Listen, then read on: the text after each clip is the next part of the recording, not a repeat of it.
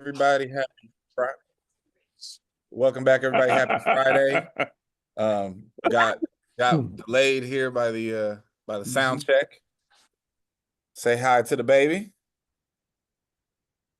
Hi, Kai. Hi. Okay. Miss Chewy is out, making her money doing what she does. So she is not with us this evening, which puts me apparently in the host role with the baby. But we do have a special guest returnee. Sir Lucious is He's off the IL. He's off the IL. All right. Fresh off the IR. Happy to have him. How are you, sir? I'm doing phenomenal. Doing phenomenal. The gorilla wins easy. Lord, cannot believe we're getting into that. How are you, sir? I am phenomenal. My Warriors are getting slapped to sleep, but it's okay. We want to clinch at home. Other than that, I'm good. Governor, what's going on down south? Oh, we're in schizophrenic weather right now. Like a friend of mine's dad is up in Amarillo and it's threatening to snow up there, and it's 90 degrees here. Another, April/May in Texas. It is what it is. What's the weather looking like in Austin for the state finals this weekend? More of the same, just ominous clouds, potential for thunderstorms. You can't have a state meet without one of the days being pushed back to like running finals at midnight. It is what it is. So I'm heading there tomorrow and Friday. So I'm getting my make sure I have my rain gear. I'll be ready for anything. Well, there would be a solution to that. Run them all at the same day. That's see, Exactly. you're just coming up with the good ideas. This is the UIL, man. They've got their lane and they're sticking to their lane, Yeah, they're never changing that. Never changing that. No. The good thing is it's only a 70% chance of thunderstorms on Friday. That's it. That's all. Yeah. I mean, that means it's gonna be thunderstorms for 3 hours. That's what that means. 100%. And I get to go watch that on Friday and attempt to coach in it. Oh my. Oh, you got some action with the kiddos. Yeah, the high school decathlete decided he wanted to break as many of his school records as possible. So he asked, could he run the 300 hurdles once? And I said, sure. Long story short, he made the state meet. There you go. Well, and the 300 hurdles in the 4x4. So, Well played, sir. Well played. All right. Well, we're nearing the start of the championship segment for Division I, Division II, and everybody else. We got Grand Slam Part 2 this weekend, I believe. Is that correct? In Miami? Miramar. Yes. Miramar. But it is the Miami. Yeah. Right. Grand Slam. Yes. So I mean, track is back. What are we looking at? What's going on? What's been happening? It will be interesting, I think, to have we'll say an immediate juxtaposition of a Grand Slam event and 2 Diamond Leagues, one before and one right after. Oh, that's true. That is true. Like literally in the same time frame. Yeah. The China Diamond Leagues are always very interesting to me because inevitably somebody runs way faster than I ever would expected somebody to do. And inevitably somebody, who you don't expect to gets beat, and then everybody blows it out of proportion like it matters. And I keep saying the fact that there are track athletes getting paid to run track in April when the championships are in August and September is astonishing and amazing. I don't care what they run. And I think, I watched the 400 and there were 2 guys that PB'd in the race. And I'm like, okay, so they're cooked.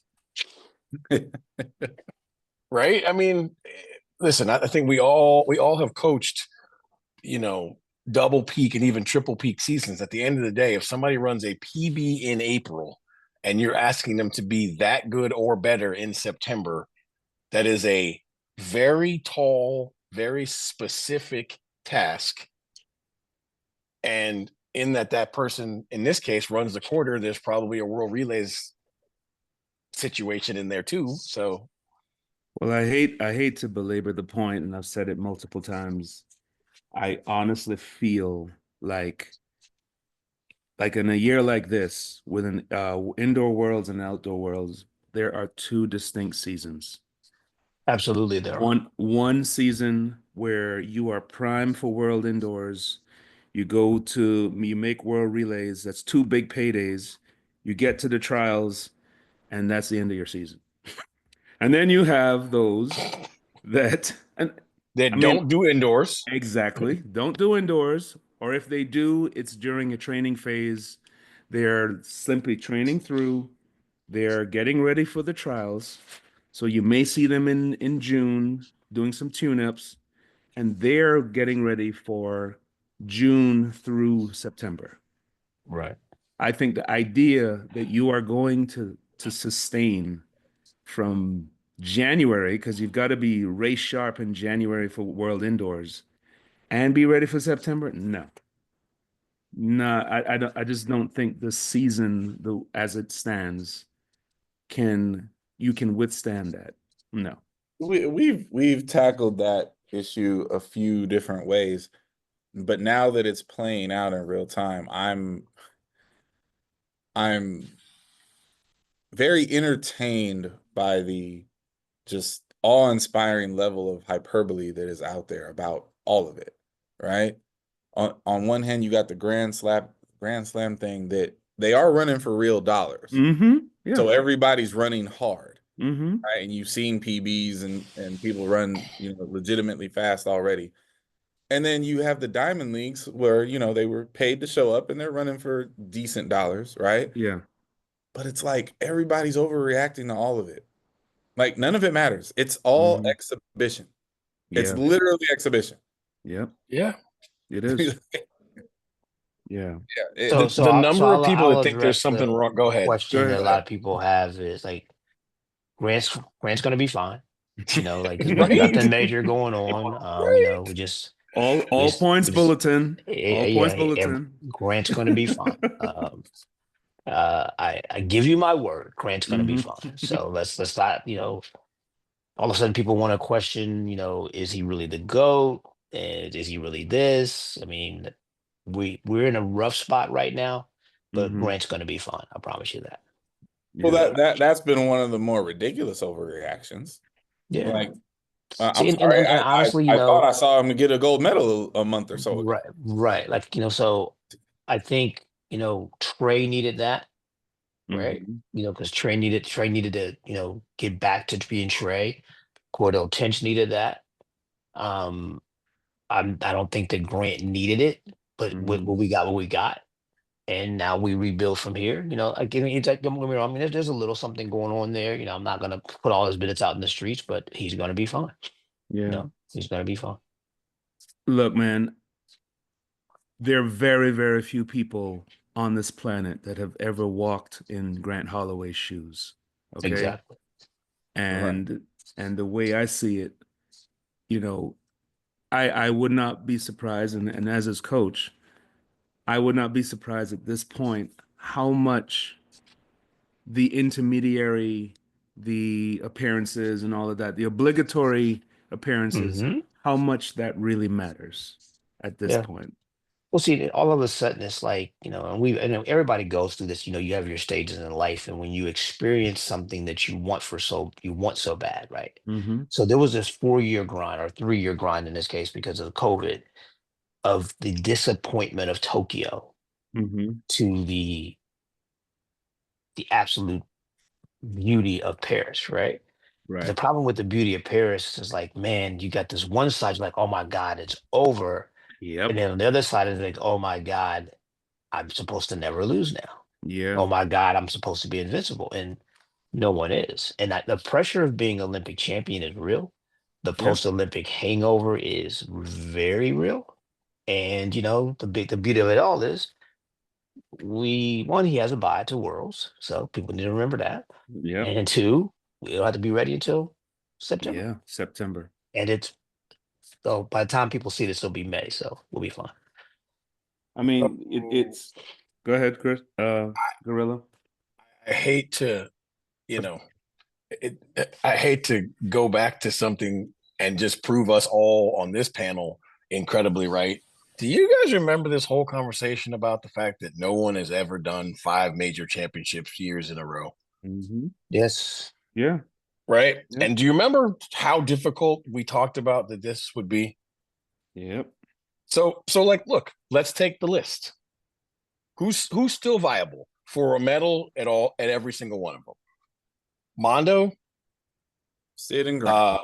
Sid, Grant, and Rye. Shot put, right? And Noah. Krauser, Noah, because he's got multiple events, right? And Kenny. And Rye. Kenny Bednarik. Didn't he get a medal in Tokyo? Did Kenny get a medal? Yes, in 200. Yes. Yeah. Yeah, he was second in 200, yeah. So, like, it's what I'm talking about? Like, we're talking less than 10 people in a global sport. Yep. Right. And there were a couple people in there that we thought would be in there, like Rojas, but she got hurt. Yeah. Right. Like, listen, folks, I need people to understand track like golf is not a sport that was meant to be dominated. And the few people that are left on this planet that are doing it, you're insane if you think they're supposed to do it without blemishes. Like, that's impossible. Undefeated seasons are rare. Undefeated 3 and 4 year spans. And in Grant's case, whatever indoors is. The more important record that's for me with Grant is his record in championship races. What happens in the regular season doesn't matter. Record that like we have to people understand, Grant's won. I don't think Grant's ever won USAs when it wasn't he'd won Olympic trials, but the regular USA championships, he's never won them. Ever. Because the one time I think he was second in 2019, and since then he hasn't had to run because he has the bye, so he doesn't run the final. Right. So he's 2 times trials champion. He's never won the USA championships. Yeah. That's wild. But that's the point, right? It's like the adults in the room, and there aren't very many, and we've had this conversation, but the adults in the room are playing chess. They're not concerned with these every moves of checker. Because at the end of the day, again, the goal is to be the best when it counts. And in this case, it counts in September. Right. Now, obviously, we didn't want to go over there and run 13-7. Obviously, everybody saw the race, something happened to him. But again, it's going to be fine. But at the end of the day, you don't walk away from that like, oh, my God, let's set my hair on fire. It's April, right? So I think the thing that people have to do, but I want to tell you this, too. I think is great in a big sense, though, because at least people are talking about the sport. Yeah. Whether it's Grant or whoever. And, we always have the locker room lecturers who want to tell you what's wrong with every athlete that has a bad race. So that at least people are talking about track and field. But I think in the big scheme of things, when you really stop and look at it, the people who have been successful at this will be successful again. And I would agree. There's a lot of people running fast now that you're kind of like, oh man, can you hold on to that? Right? Cooked. Like, I think the expression they used to use was dead man walking. Like, there are people who you could tell them right now, like, listen, get as much money as you can off this wave or whatever it is you're doing. Because when we get to September, you're going to be like Scotty from Star Trek. Captain, I'm giving her all she's got. She can't handle anymore. Like, that's going to be it. You like, no matter how many lithium crystals we give you, you're done. So I want to throw this out there because I consider it a major event that happened. And it was a record that a lot of people thought we'd never actually see. But the Bullis boys went out to Penn Relays and took out Hawthorne's high school national record, 40-year record. So first and foremost, bravo to Bullis, and everybody saw Quincy anchored the 43.9, but they lost. Yeah. Mm-hmm. Is it just me, or does it feel like they're not getting the just due that is deserved of taking out a 40-year-old record? Like Oh, it's almost like they're not, but it's because they lost. They're not, but it's because they lost, and that happens. right. That happens every time somebody sets an American record behind a world record or something of that. It happens every time. Our country is obsessed with winning. Yeah. So It's just what it is. So there's no one that could probably speak to this more than Tondra Buford Bailey. Mm-hmm. And it is one of the more brutal aspects of our sport where, there's an asterisk. There is a congratulations, but, right? And we as athletes, once we put our foot in the ring and go into battle like that, a lot of the great things that we do get overshadowed if you don't win. Bryce Hoppel. And Yeah. perfect Bryce example. Hoppel. Yeah. Perfect example. I mean, Bryce Hoppel is a top 10 half miler of all time. Yeah. Exactly. The American record holder. He's the American record holder yeah. and didn't win a medal. And trust me when I tell you, no, like I hate to say it like this, nobody cares. Right. Nobody knows, nobody cares, because our country is the only country that would host the Olympics and have billboards placed up that said second place is the first loser during the Olympics. Mm-hmm. That did happen. I remember. Yeah. That happened, and I was in those Olympics, as was KST. So at the end of the day, like that's it. Like our country is obsessed with winning. We don't care. We don't like. We will only placate and accept seconds and thirds at the Olympics because they give you something shiny for it. But at the end of the day, that's it. One of the questions I will put to my athletes, if I sense whether it's entitlement or they're going down the wrong plane, I'll put this question to them. You're at a meet, you PB, right? And you get 7th place in the race. Gotta eat that. You win a meet and you're nowhere near your PR, right? At a championship meet. Which one are you going home feeling more validated with? And you could see the wheels turning in their head because they're just like, I just ran a PB, but it stings, right? I just won a race, but it was a shitty race, right? Like, so which one, right? And most people, I'll take the win all day, every day. Well, did you push yourself? No. Did you extend yourself? Did you, come out of there having taken your body to another level? I mean, 43.99 on anchor leg. Yeah. It was incredible. And you get second. It is the perfect juxtaposition of that is track and field. Right. And you as his coach now have to pull him aside and say, dude, you gave it everything you had. You know what's even crazier about that? We were just talking about the calendar, right? The harshest reality of our sport is this. Because of what happened last year, there are a great number of people who will be expecting Quincy to make this world championship team. Think about how long. I mean, listen, guys, we all agree. I want you to understand something. You're not going to get me in trouble. You know I can't talk about that. No, I know. I'm sorry. I'm not even even trying to. Chuck. So I know, and that wasn't even. Change the conversation right now. Change it. I just don't think people realize how long this season is. That's basically all I'm trying to say. Change the conversation. You're not getting us in trouble. We're not going to talk about him. He's a great young man. Sorry. No, I mean, that was the headline of, what everybody deems as Penn weekend, right? And we're in the Track is Back segment. So here's another Penn related question. Does that moment 40-year high school record. Is that moment and the performances by the young Jamaicans, is that enough to save Penn? Like, or does Penn still kind of suck?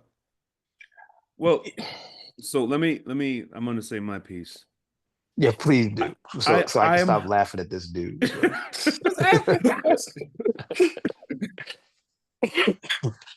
Well, who here on this panel is like, in terms of the Penn Drake weekend, what it used to be, or what it See, meant? there's the problem. You There's the see? problem. It's There's what the it problem. used to be. Because we know what it used to be. Oh Right. my goodness. It So was then, everything. right. Like Penn used to be it.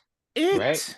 It used to be it. So, you know, like I was privy, I've been to all of them. I've been to Florida Relays, Texas Relays, Drake, Penn, and Penn used to be it. Absolutely. And it wasn't just the meat was crazy, the fans were crazy. Yeah. The vendors outside. I mean, oh man, people would complain that you had to get up at, like, 6 o'clock in the morning and then ran the 400 hurdle heats at 8 o'clock. I loved it because I got to go get the hoagie, the breakfast hoagies. Right? I'm like, hey, dude, I'm gonna be right back. Okay, I'll get my sandwich. But it's like all that's gone now. Yeah, man. And like, and so, I mean, look, well, the there was some Gators are great gone. performances. The majority of the teams that made it aren't there anymore. Right. No, Yeah. they're not. The rivalries aren't there. No. They're not there. And listen, there's been a lot of online banter about this and all of that. Like, listen, guys, JD, everybody else, I'm on the wall. I don't hate Penn, but I'm not from Philly, so I can look at it objectively and be like, yo, it has tailed off a lot. And I think it's okay to tell the truth about that. I mean, honestly, listen, if I was trying to rebrand Penn, I would rebrand it as USA versus the world at the high school level. Sure, because that's like literally all that's left. But again, but that's okay, right? You have to be rebranded. I think it is, from the high school perspective, the best high school meet, relay carnival in the country. Yes. Relay, right? Yes. Relay carnival. There's by far the best high school relay carnival in the country is there. And but so I'm not going to go to the best high yeah. school meet, because individual events that happened at Florida Relays, that happened at Arcadia. Arcadia was kind of crazy. Yeah. Arcadia is always the best. Arcadia is the best individual meet. Yeah. Exactly. But either way, like, we're talking about Penn and how to save it and do what it does, is like the only way is to rebrand it and make the stars of the show the stars of the show. Because the college athletes aren't going to be the stars of the show anymore. You can never make it what it used to be, because the USA versus the world relay stuff is not more. Oh man. And the big, I mean, we used to go there, and it was a preview of the NCAA championships. Absolutely. It's 2 weeks before your conference meeting. It's a preview of the NCAAs. And it doesn't happen anymore. No. Now, see, to your point, conceptually, USA versus the world at the high school level totally makes sense to me. But even that's not really real, right? Because the fact of the matter is, Bullis has been on a real run past couple years, right? If you take Bullis out of the meet, there's no real American challengers. And if Jamaica doesn't show, there's no world, right? Yeah. So it's like the Jamaicans come and bless us with their presence. And when Quincy Wilson and the crew graduate, like, what is it? Like, that's the thing. Even in the past, you had your Long Beaches and Muirs and all these people would come out, and there would be people from all over. Texas But that's who I would go after now. You know what I mean? Again, if I was trying to rebrand it, I would make an invite to all the Carifta relay championship relays. Right? I you know what I'm saying? Like, I'm trying to get the best 8 high school 4x1s, 4x4s of each gender in the United States against the powers that be globally. Gorilla, you're making far too much sense. You're really kind of that would be a great idea. So for now, it is what it is. It is the best high school relay carnival in the country. It is that.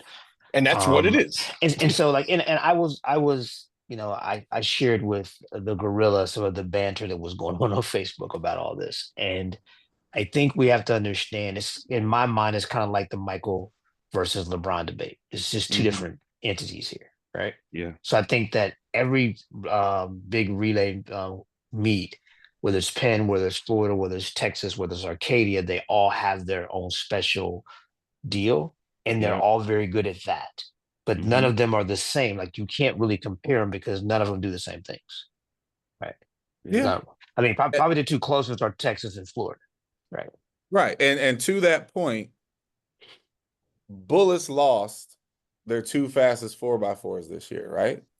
They lost at Penn to the Jamaicans. They lost in Florida to Miami Northwestern. Right. The Miami Northwestern race in this country got way more buzz because it was two American teams. Yes. Right? So they break this phenomenal record, and it's like everybody's kind of like, and they deserve better than that. The 306 is our man Lonnie Green would say, that's very sexy. Yes. Very sexy. Yes. Great race. They did a phenomenal job. Yeah. But anyway, so did anything come out of Drake of note? Not really. Gorilla, how was Yes. Ryan Krauser's? Oh yeah, that happened. See, how did that go? I can't give you an answer. Oh gosh, why? but that's an answer. Well, because it was like the tree falling in the forest.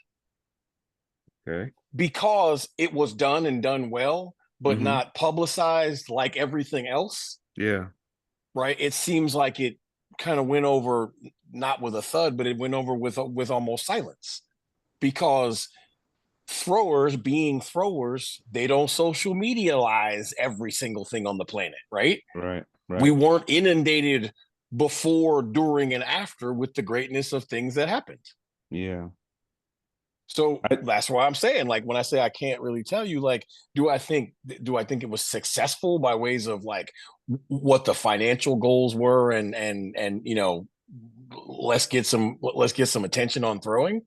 Probably, but I don't think it got any more attention than normal because they didn't publicize it to anybody who wasn't already a fan of the throws. Yeah.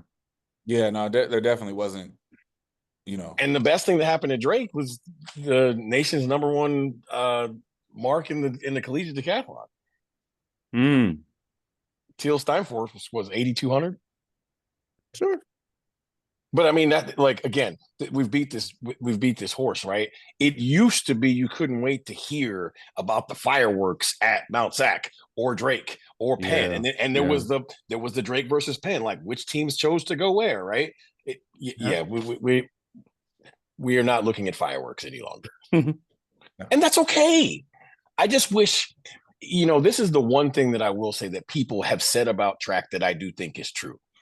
We are so stuck in our ways that sometimes advancement is staring us right in the face, and we choose not to do it. Right. So, right. Like track is one of the easiest things to rebrand. On that. Like, what do you mean by that? Because I think there's so many different ways to rebrand track now, but we keep still trying to do, like, we're still trying to force Penn relays and Drake relays down people's throats. Right? We're giving them a lesser product, but we're still trying to publicize it like it's the old product. But there are other... And to Chuck's point, I'm sorry, to Clyde's point, I think the people that love Penn are the people that are from Pennsylvania. Right? Yeah, no, it's an East Coast thing. Exactly. And so they're always going to think that because that's their deal. But I think that if you look at the larger scheme here, what has changed these meets is the qualifying system. Yeah, right? the regional. Yeah. Yes. The first round, sorry. Yeah, that has changed everything. Budgetary decisions and stuff like that. You know, it's a lot easier to, you know, Florida to get on the bus and send people over to Jacksonville than fly up to Penn relays. Right? Well, that's just it. And now you don't have to go up there for a hotel room. Right. You don't have to go up there and get into the remember the 5Ks and the 10Ks and the steeples used to be monstrous at Penn. Yeah, absolutely. You know, like the hundreds would be, you know, like you'd have like, you know, people forget that, you know, Shelley and Fraser Price ran at Penn relays at the 101 before. Right. People forget that. I saw Natoya Gould run multiple things at Penn Relays as a high schooler. Yeah. Well, and then the other piece of it, Shelly ran as a pro. It wasn't even high school. She was a pro. A big part of the collegiate thing used to be that you had to go to Penn to get at the Jamaicans. Right. That was the only way you could recruit them. Exactly. That's not remotely true anymore. No. Right. So, you know, times change. You gotta adapt if you want to see, excitement back. But on to other business in a crazy week that was. I want the audience to know I did not ask for this topic. I didn't even know it was on the board. But the draft sliding of Shadeur Sanders. Oh, I'm so here for this. Go. I mean, you go. You're the most excited person on the panel, so go. This was not my topic. But it is now. It is absolutely. Listen. I don't watch the NFL draft. I think the NFL draft is a complete waste of time. But it's America and people love this. I don't know why you would go stand outside in Green Bay dressed up and act as if you even know who these players are past the top 10 picks. 3 days. 3 days. I think all these people are insane. But, like, I told you so? I've been blown away by just the reaching. Like, I feel like there's so many people that have pulled their muscles trying to reach for explanations of the Shadeur Sanders situation when it's really simple. Guys, he isn't that good. And he went into the draft with a shitty attitude. And that's what happens. Once they decided that there's only so many teams that need a quarterback. And once those 3 or 4 teams decided that he wasn't worthy of a first-round pick, you know what he is? A backup. And you don't draft backup QBs in rounds 2 and 3. You don't do that. So this was like the most obvious thing ever. And I said it like a year ago, and everybody told me I was mean. Like, so you believe that you don't believe that there were quarterbacks taken before him that he could outplay. You maybe really believe one. that? Maybe one. The kid, the one with the funny name, I don't even know what school he went to. Sure. Oh, the kid from Louisville. Yeah. Who's 27 years old. Yeah, that guy. But I mean, listen, the whole idea that all the owners colluded to make this happen, stop it. That's stupid.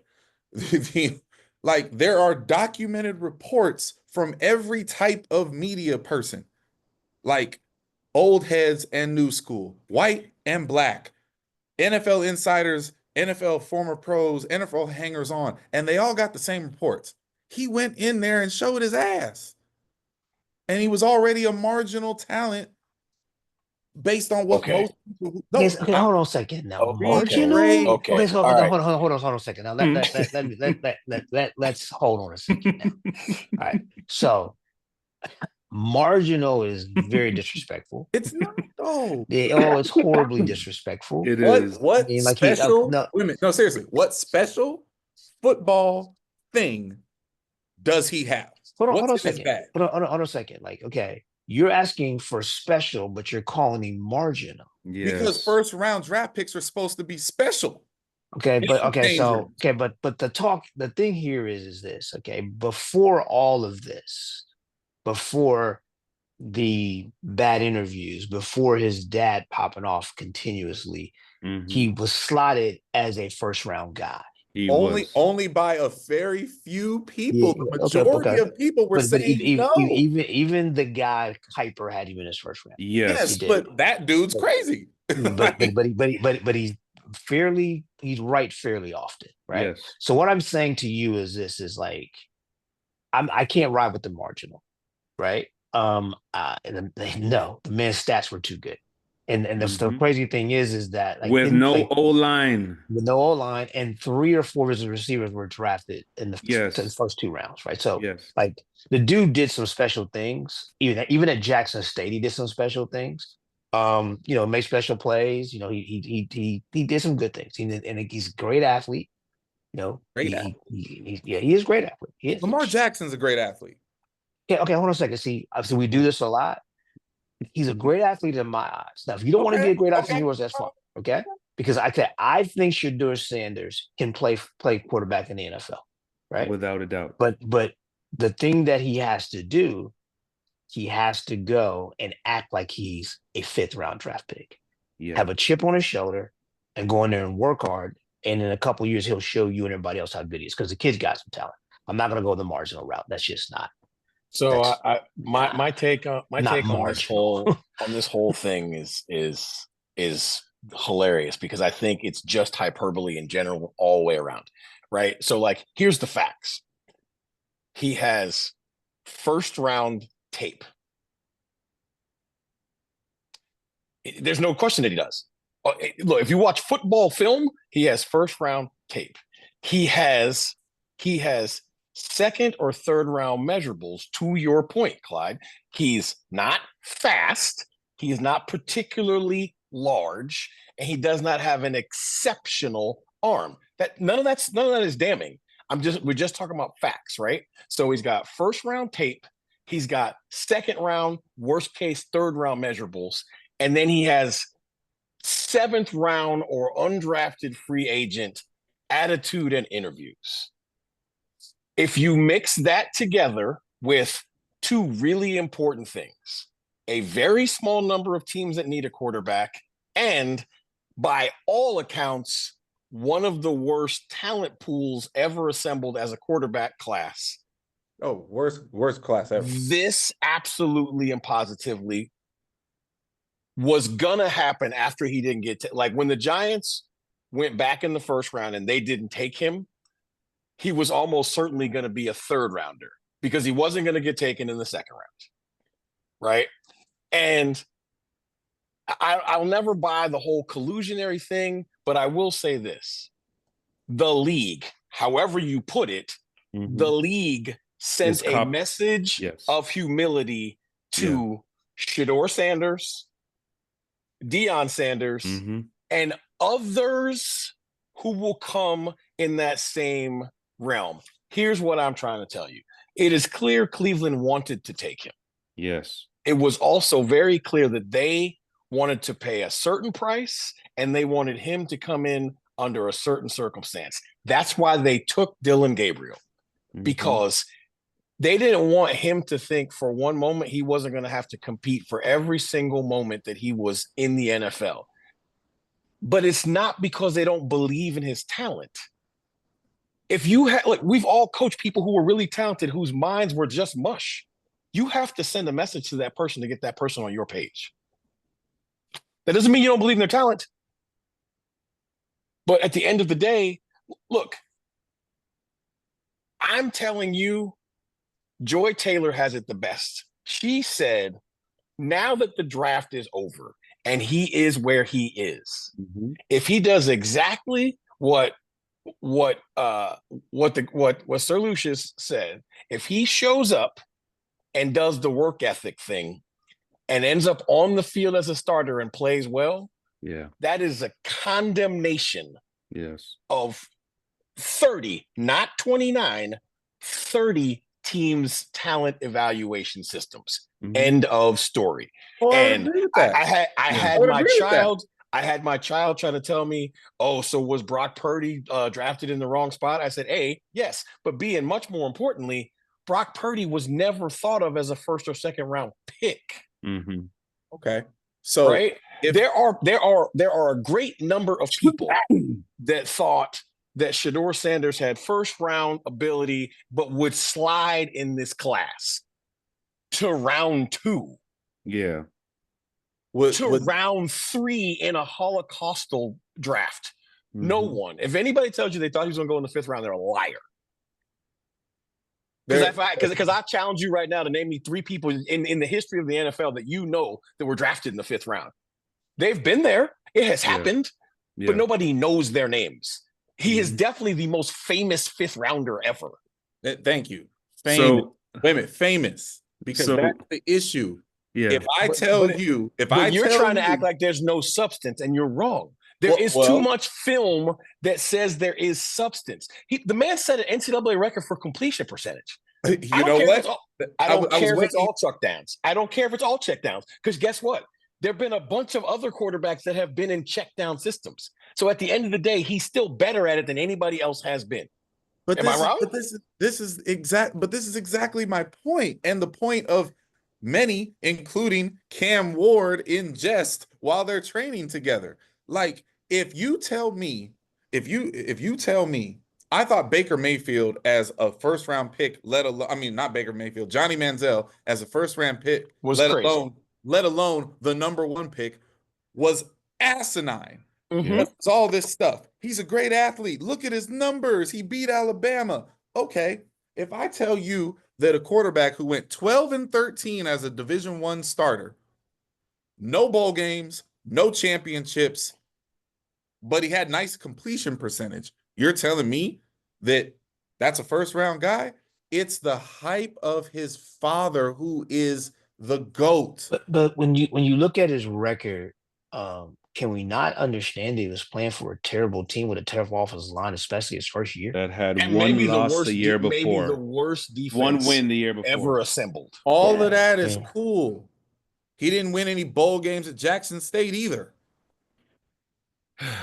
Listen, it's okay. That's all I'm saying. I'm just gonna be on the record as saying he's better than a marginal quarterback. Yeah, absolutely.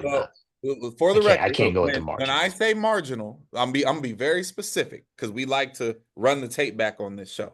Mm-hmm. I keep receipts now. You know that. So I'll say it because I don't know if the last time I said it, if you was here now, I'm gonna say it to you. Okay.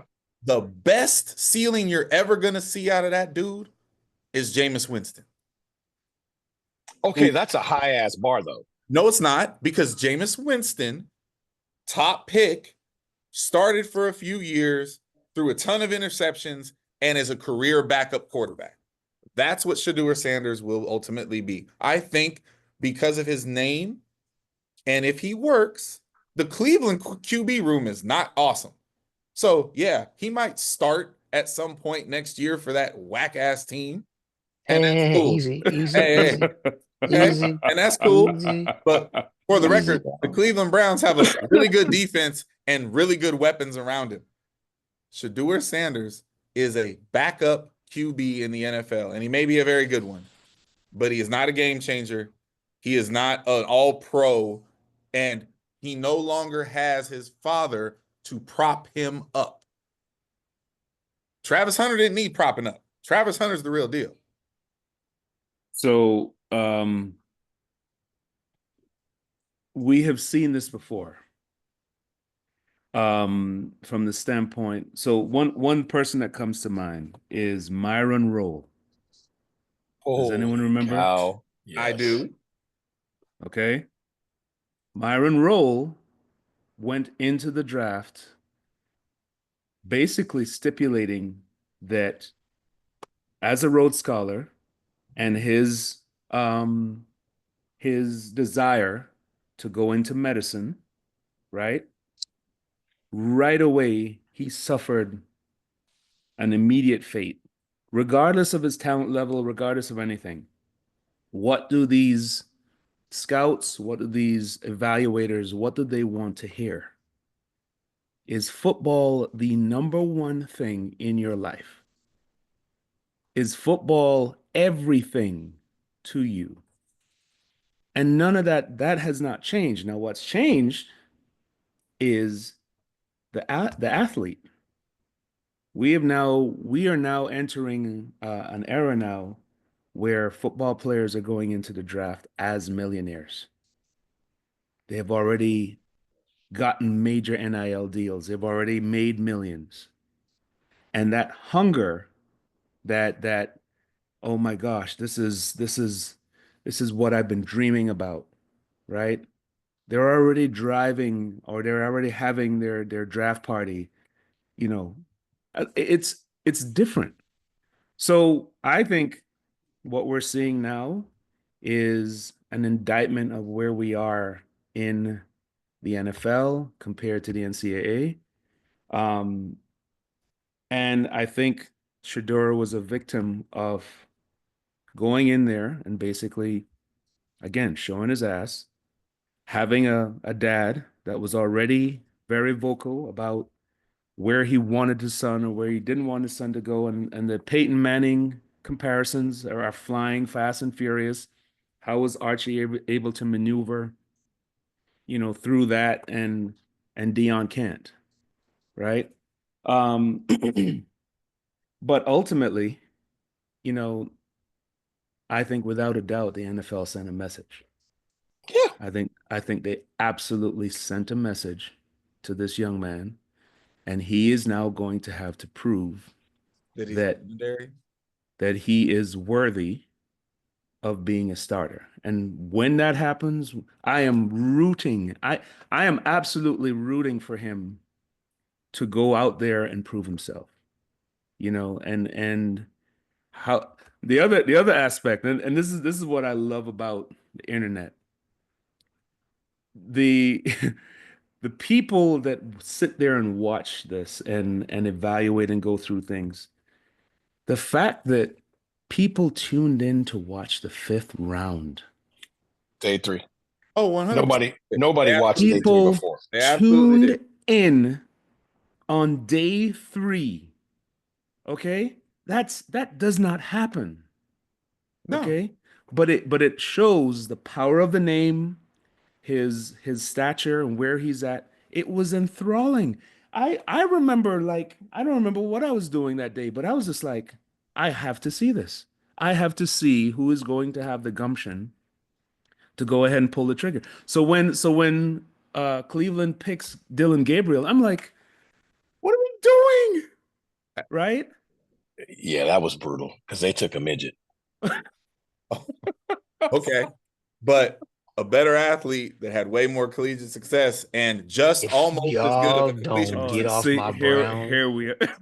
don't get off my Brown. I got one more comparative for y'all that I don't actually know if y'all will like it or not. This is me arguing for the Shadeur Sanders folks. Michael Sam. Wow. Okay. Oh, Michael Sam was the SEC Defensive Player of the Year. Yes. And the Horrible NFL comparison. sent that message for certain. And he was out of the league in 3 years, wasn't he? What was the message since to Michael Sam? We ain't drafting those kind of guys. Exactly. Mm-hmm. Exactly. What's next, Clyde? Yeah. We're gonna leave that right there. Yeah, think about that one for a second. Two different situations, though. Two different situations. Yeah. But the premise Yes. be the same. All I know is I'm two. very happy that I put that topic in there. That was very spirited and was very entertaining. Just So get off my Browns. That's all. I'm gonna leave it right there. Listen, I'm we not want sure. we want I'm your not Browns sure. to do something for sure. You want them to do something, huh? You I'm think not how the rest of sure. us feel? Yeah, my family's from Cleveland. Like I have a air of nostalgia for the Browns, but Clippers gonna clip and the Browns are gonna brown. So on to the legitimate or real versus fake fugazi of the NBA playoffs, since we are in the midst of round 1 shenanigans. Are we surprised by anything? Oh man. Is it going the way you thought it was gonna go? Let me set the one thing up that was hilarious. The amount of disrespect for the OKC Thunder going into these playoffs and the number of talking heads that said that the Lakers were going to win the championship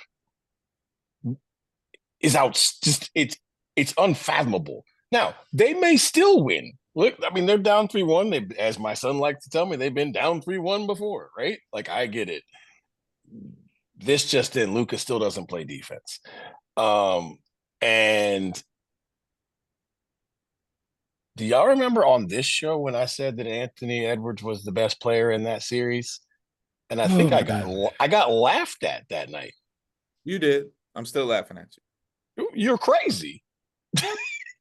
It's his opinion. He's entitled to it. Absolutely, you are. I just hope that your eyes are open when you watch the games. No. He's playing extremely well. He's playing better than he has in previous playoffs.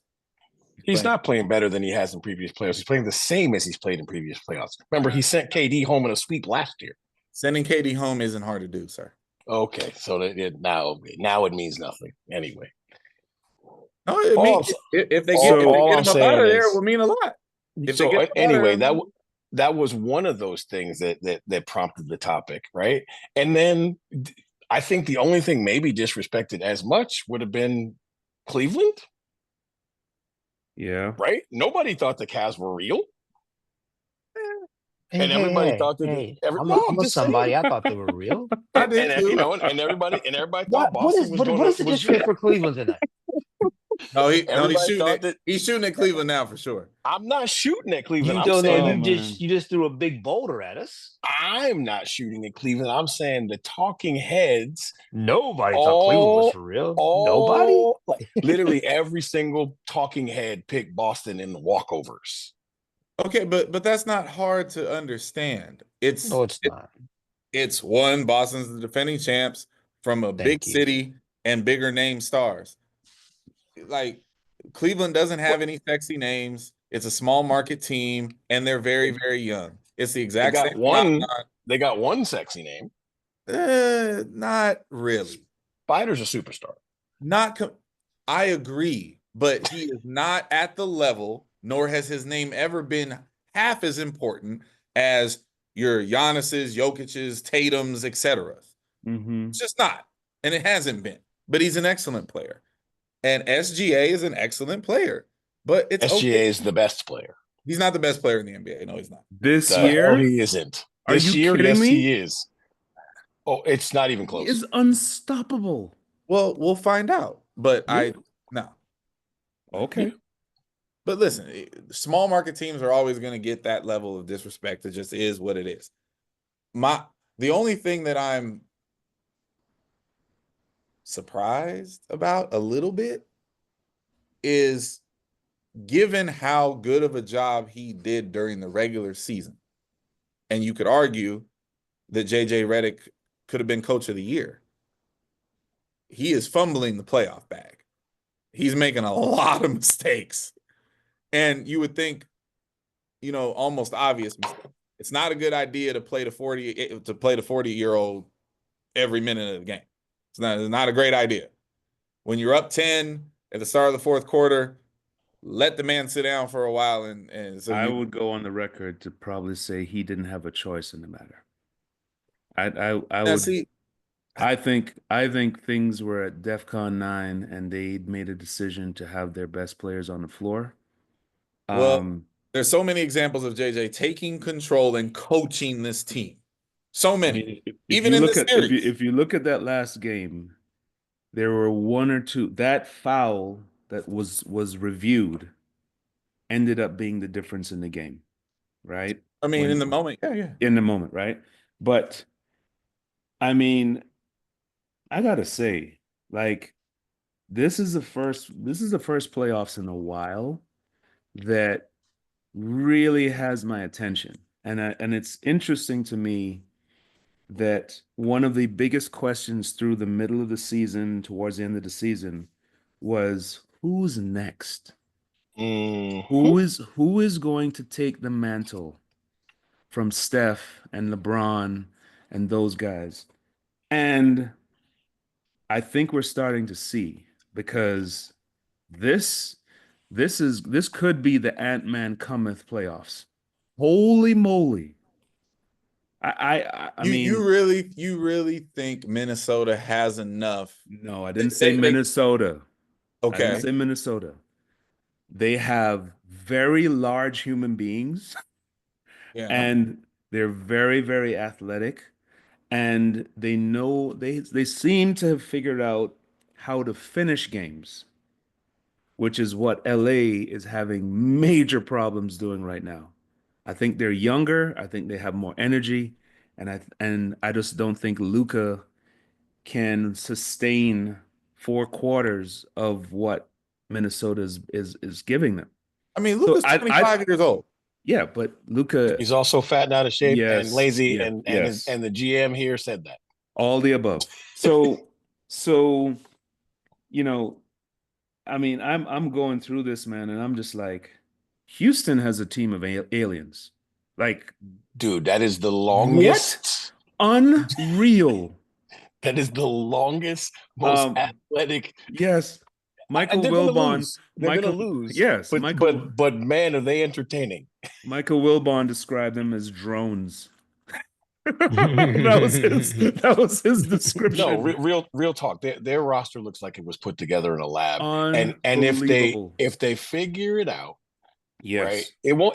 This year's too early. But if Yeah, they figure it out, like they're gonna be a problem. they're going to be a problem. Yeah. But the thing is, that problem currently resides in Oklahoma City. Yes. That roster is Oh so man. frigging Yes. deep. Yes. And they have one absolutely unchallenged leader who is the best player in the league right now this year. Like in this moment, that dude gets to any spot he wants to and takes and makes any shot he wants to. Yes, he does.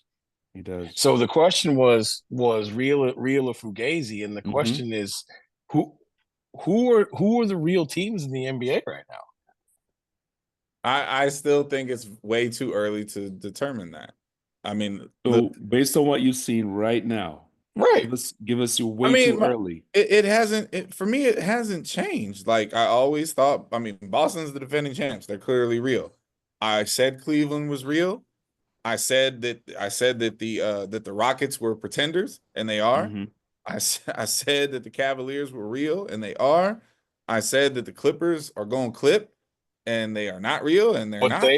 But they are not clipping. No, they're not. Getting past Denver doesn't make you good. Like what? The defending champ? Listen, I get it. What do you mean defending champ? Wait a minute. What do you mean defending champ? From 2 years ago, not last. 2 years ago. They're not the defending champs. Yeah. But listen, they lost their coach, and I completely get that. And I think that when you fire your coach for 4 games or 5 games left to go in the season, you have decided that this year's playoffs are just not that important to you. I get that. Yeah, Joker is incredible. But the players haven't decided that. That team and that roster is still loaded. Joker's incredible. I was never concerned with the Nuggets. I wasn't concerned with the Magic. Honestly, the Pistons have surprised me. The Pistons are the Magic haven't surprised you. Haven't the Magic beat Boston twice? No, yeah. It's 4-1. It's over. Series over. 4-1. Okay, yeah, so they lost the first close game. They did only win 1 game. That series was way more entertaining than I ever thought it was going to be. I thought that was going to be 4-0 and all of them laughable. Yeah, Uncle TJ. Get it. The Clippers are an interesting one because it's like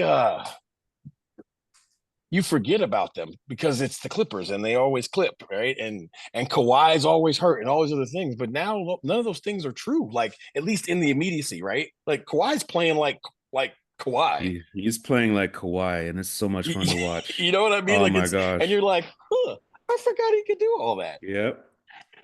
Right? Like Kawhi hasn't played like Boardman in like 5 years.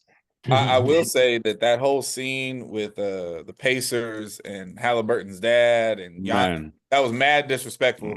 And everybody's lucky that Giannis didn't say to hell with it and just start throwing haymakers at people. Yeah. Because that was outrageous.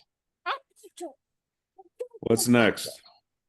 Well, for some ridiculous reason, our final topic tonight seems to come from the depths of the internet, the depths of TikTok culture. And I think I understand where this is, but if I get this wrong, forgive me.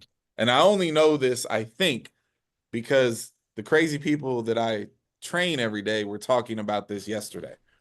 Apparently there's some fiery internet debate about could 100 human men with no with no weaponry, no weapons at all, just their selves, could those 100 humans overtake, kill, win a fight with a silverback gorilla? This is the dumbest, for the record, this is the dumbest thing we've ever done on the show. It's the dumbest thing. I refuse to participate in this. Oh no, this is the day you chose to come back. exactly. You have to participate in it. I'm not participating in this You have to nonsense. participate. No, but I for do the record, not. but for the record, all you have to do is say yes or no. But for the record, if any of you three say for a fraction of a second that the humans have a chance, you're psychotic. Listen, and I'm out. I had someone in my family today try to convince me that the humans were going to win.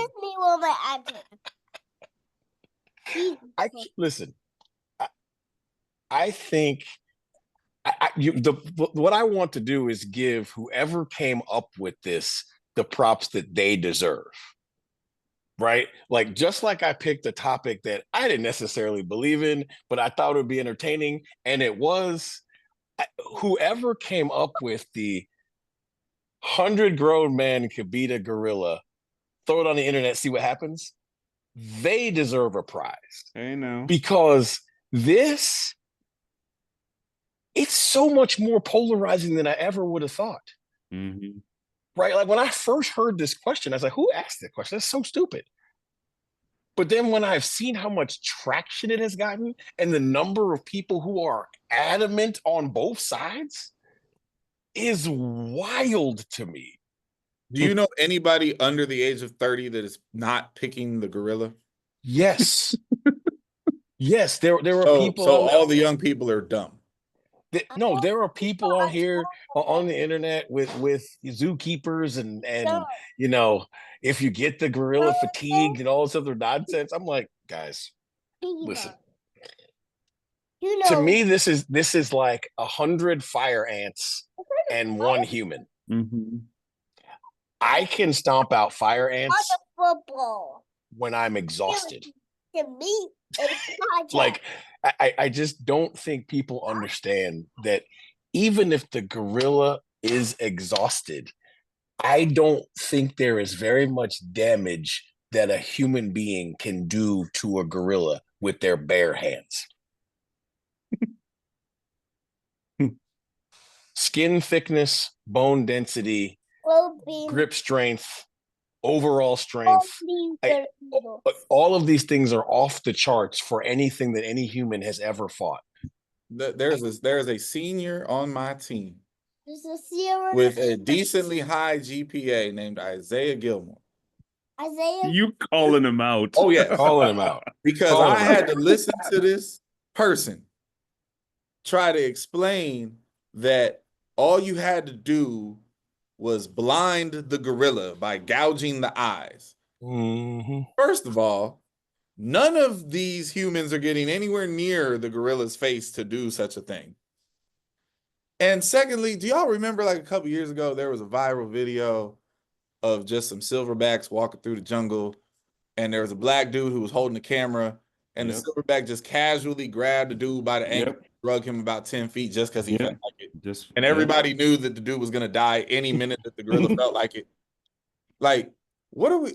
I don't understand. So Isaiah, you're way too smart to say these dumb things. Don't do that. All right. So I've used far too many brain cells.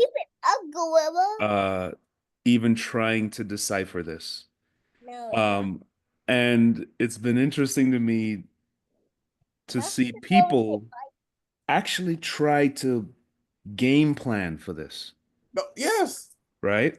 So one of the first things, it's kind of like, you know, reading the ingredients of Coca-Cola, right? The first thing is sugar, right?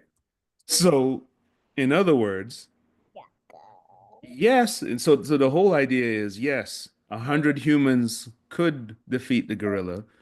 It's just the first 10, 15 are just willing to die. I love how glibly exactly. I love how glibly people just throw that out like that's not going to affect the outcome, because they're not. folks. Exactly. Those first, if we 20, use those 30. numbers, those first 15, which is really 50, they're not gonna just die. Oh my goodness. Listen, when you see something you have to fight with his bare hands, crush Yeah. another, Yes. crush another person's, And you just cranium? ignore that and go in. tear off one arm and beat you with the rest of it. Yeah, no, nope.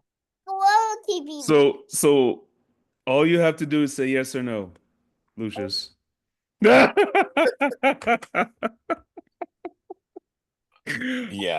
Kai, Okay, let's move on. Like I said, like my name Kai. says, the gorilla wins easy. Kai, who you got? Tell him. What'd you just say? Who you got? I know who I got. Who you got? You said. Who you got? You said. The gorilla. Yes. Yeah, that's what I said. That's right. There we go. All right. Well, I hope y'all were entertained by that utter nonsense. Please educate stupid people, and enjoy the weekend of track and field. That looks to be a pretty good weekend on the pro scene, on the collegiate scene. 2 weeks out from conference championship time, folks. Here we go. So buckle up. Last tune-ups on deck. It'd be good. All right. Peace. Peace out. Heart. You can't get the butt.